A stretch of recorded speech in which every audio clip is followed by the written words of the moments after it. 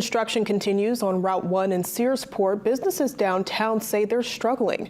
Today, they met to voice their concerns and start working towards solutions before time runs out. Brittany McHatton has more.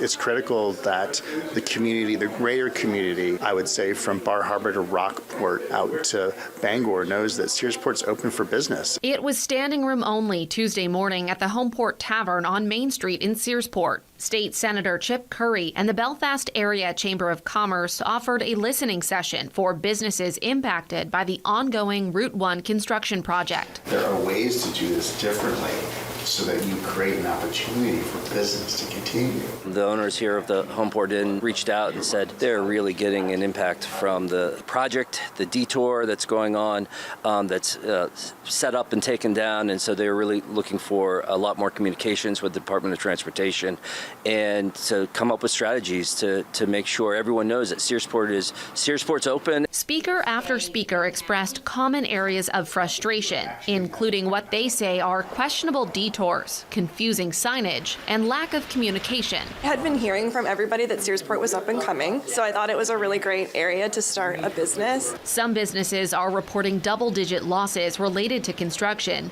Some, like the Seabird Art Gallery, are on the verge of closing unless solutions come quick. It feels like the town might just not get the kind of tourism or support that I was looking for.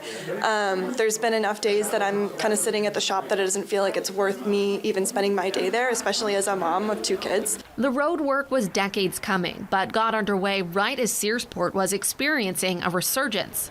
Organizers of the meeting say this was one effort to ensure what makes the town so special still remains once the detour signs come down. I believe it was a critical first step to make some change and to be heard.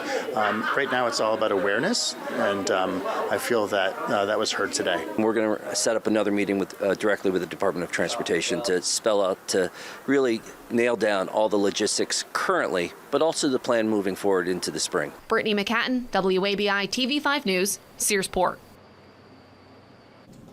The Maine DOT had planned to be at today's meeting, but storm cleanup called them away.